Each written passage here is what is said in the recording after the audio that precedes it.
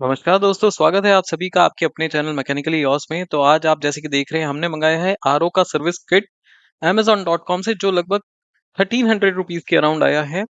RO की service due थी, तो मैंने सोचा संडे को यूटिलाइज करके आज आपके साथ शेयर करते हैं कि आप घर में ही कैसे आप आरओ की सर्विस कर सकते हैं।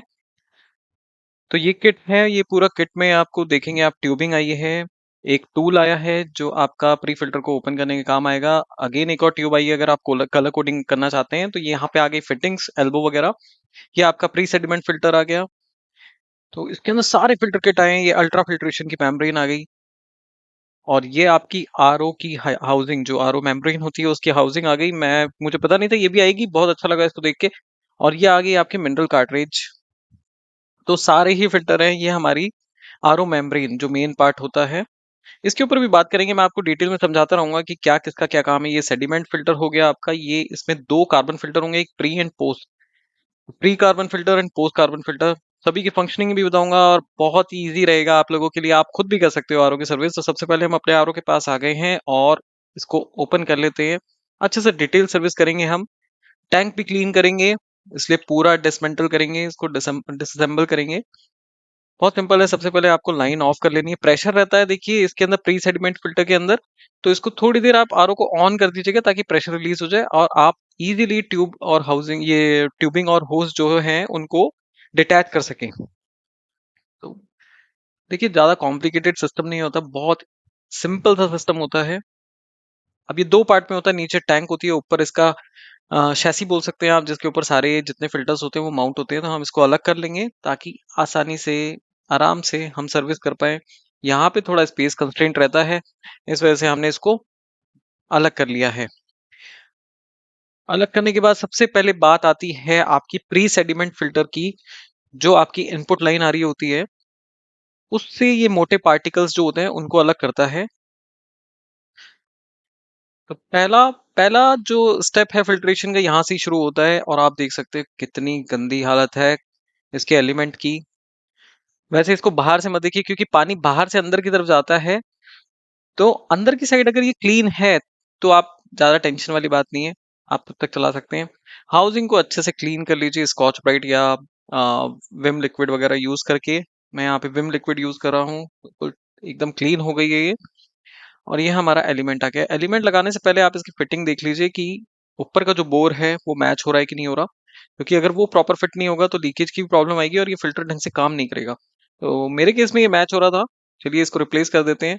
अच्छे से आपको फास्टन करना है इसको। ओपन करने के लिए मैं रिकमेंड करूंगा थोड़े दिन जिम चले जाएं, क्योंकि ये बहुत टाइट हो जाती है।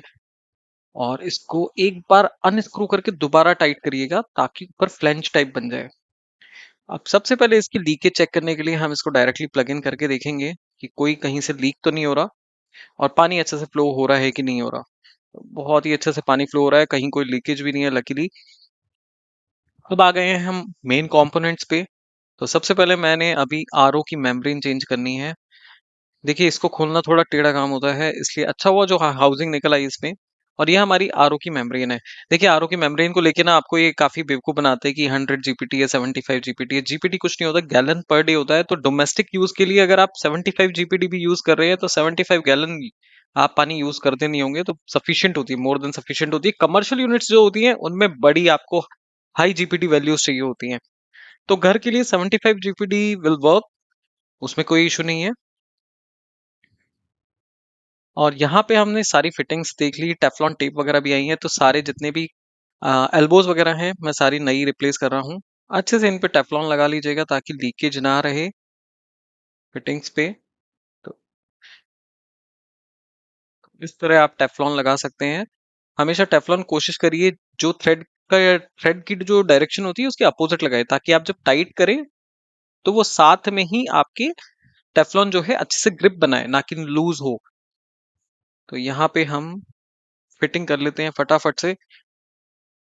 ये सारे क्विक कनेक्ट कपलिंग्स होती हैं सारे, कोई भी इसमें टूल्स की जरूरत नहीं होती। आप सीधे पुश फिट होता है, इसमें पाइप ऐसे पुश करेंगे तो आराम से लॉक हो जाता है। और इसके ऊपर जो ये लॉक होता है छोटा सा, इसको अंदर की तरफ प्रेस करना है जब भी आपको डिटैच करना है।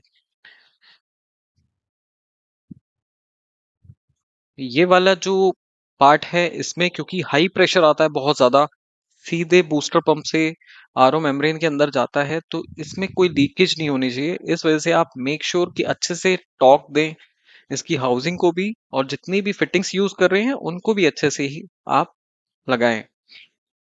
नहीं तो लीकेज हो सकती है। लीकेज होने के कारण अंदर के जो ये जितने इलेक्ट्रॉनिक कंपोनेंट्स है, जैसे कि जो पावर सप्लाई होती है, उसको डैमेज होने का खतरा होता है। बाकी किसी कंपोनेंट को कोई डर नहीं है। सोलेनॉइड वगैरह भी जा सकते हैं आपके, अगर लीक हुआ तो। और इस तरह से ये लॉक भी आता है, इसको आप लॉक को ऑप्शनल है लगा सकते हैं, नहीं तो ये इस तरह की फिटिंग होती है कि अपने आप लॉक हो जाती है। इसके बाद हम बात करते हैं, सबसे पहले जब आपका प्री सेडिमेंट होके पानी आया है, तो हम उसको देते हैं प्री कार्बन फिल्टर में। प्री कार्बन फिल्टर का काम क्या होता है? प्री कार्बन फिल्टर में ग्रैनुलर एक्टिवेटेड कार्बन होता है। अब पता नहीं होता है कि नहीं होता, लेकिन ऐसा बोलते हैं कि होता है। तो एक्टिवेटेड कार्बन जो है वो ओडर रिमूवल के काम में आता है। देखिए, क्लोरीन वगैरह की जो स्मेल होती है उनको रिमूव भी कर देता है, अगर ये अच्छा है। एक्चुअली ही कार्बन है, एक्टिवेटेड कार्बन है, तो रिमूव कर देगा। तो इसका रिएक्शन की अगर मैं बात करूं तो ये सीधे कार्बन टेट्राक्लोराइड बनाता है, जो कि ह्यूमंस के लिए वैसे हार्मफुल होती है, लेकिन क्योंकि 0.5 पार्ट्स पर बिलियन तक परमिसेबल है और इससे कम ही आती है हमारी जो डोमेस्टिक सप्लाई होती है पोर्टेबल वाटर की, तो आपको डरने की जरूरत नहीं है। कार्बन टेट्राक्लोराइड कुछ नहीं करेगी आपका, बहुत मामूली सा। हाँ, लेकिन ओडर वगैरह जो भी आती है पानी के अंदर, वो सब ये प्री कार्बन फिल्टर जो है उसको रिमूव कर देता है। प्री कार्बन फिल्टर के बाद हम इसमें लगाएंगे सेडिमेंट फिल्टर, जो सेकंड स्टेज का सेडिमेंट फिल्टर होता है। ये अगेन कोई पार्टिकल्स अगर बच जाते हैं, कार्बन के ही पार्टिकल्स अगर आ जाते हैं गलती से, तो उनको रोक लेगा और पानी को फर्दर फिल्ट्रेशन में हेल्प करेगा। अब सेकंड सेडिमेंट फिल्टर हमारा हो गया है। आपको इसी सीरीज में चलना है। सबसे पहले जो कैंडल होती है बाहर, प्री सेडिमेंट होता है। प्री सेडिमेंट के बाद आपका आ गया सेकंड प्री कार्बन फिल्टर, उसके बाद सेकंड सेडिमेंट फिल्टर, उसके बाद आपकी आरओ में जाएगा ये, और सबसे एंड में जाता है आपका अल्ट्रा फिल्ट्रेशन मिनरल कार्ट्रिज और यूवी में। यूवी देखिए बहुत क्रूशियल है, तो यूवी अगर आपके फिल्टर में इंस्टॉल नहीं है तो यूवी जरूर करिएगा, क्योंकि आरओ का मेम्ब्रेन का काम होता है रिवर्स ऑस्मोसिस करके पानी में से डिजॉल्व सॉल्ट्स को हटाना। तो ज्यादा सॉल्ट्स भी नहीं हटने चाहिए।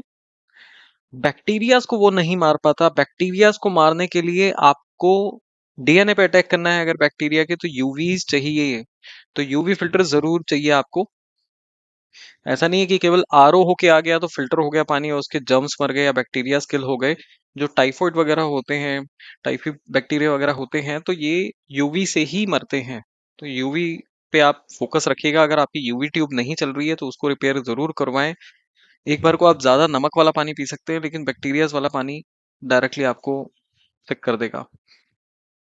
देखिए, आरओ से निकलने के बाद हमने इसको लगाया पोस्ट कार्बन फिल्टर में। अगर कोई थोड़ी बहुत स्मेल अगर पानी में अगर बसती है तो वो निकल जाए। और इसके बाद हम लगाएंगे अल्ट्रा फिल्ट्रेशन कार्ट्रिज, जो अगेन अगर पोस्ट कार्बन फिल्टर में से कोई भी अगर छोटे मोटे पार्ट्स आ गए हैं पानी में, कुछ डिजोल्व आ गए हैं, तो उनको रिमूव कर दें अल्ट्रा फिल्ट्रेशन। और इसके बाद हम लगाएंगे अपनी मिनरल कार्ट्रिज, जो कि ये क्लेम करते हैं कि ये मिनरल्स मिनरल्स जो है रिस्टोर कर देती है, जो आरओ से चले जाते हैं। फाइनल स्टेज में हम अपने यूवी लैंप को फिट कर रहे हैं। यूवी लैंप मेरा परफेक्टली वर्क कर रहा था, तो मैंने इसको चेक किया। केवल रिप्लेसमेंट की जरूरत नहीं है। इसकी लाइफ अच्छी होती है अगर ट्यूब ओरिजिनल है, फिलिप्स वगैरह की ट्यूब है, तो काफी टाइम चल जाती है। पावर सप्लाई अगर जेन्युइन है तो कहीं पे भी नहीं जाएगा आपका, 3-4 साल आराम से निकल जाते हैं एक यूवी ट्यूब पे। और ये हमारा लग गया है यहाँ पे मिनरल कार्ट्रिज जो है आप देख रहे हैं। मल्टीपल इसमें कोर्स सैंड है, अलग अलग टाइप की सैंड्स हैं इसके अंदर। अब दिक्कत ये हो गई है कि पहले इसमें इतने सारे फिल्टर्स नहीं थे, तो मेरे पास उनका माउंट्स भी नहीं है उनको अटैच करने के, तो थोड़ा सा जुगाड़बाजी करनी पड़ेगी। अच्छा, आरओ की फिटिंग करते वक्त हाउसिंग में ये ध्यान रखिएगा, जो नीचे वाली ट्यूब आती है उसमें से फिल्टर पानी आता है, तो आपको वो करना है। और इसके बाद चेक कर लेना है कहीं से कोई लीकेज वगैरह तो नहीं है। और टीडीएस लेवल हम चेक करेंगे, जो कि अभी आ रहा है 71, which is fine.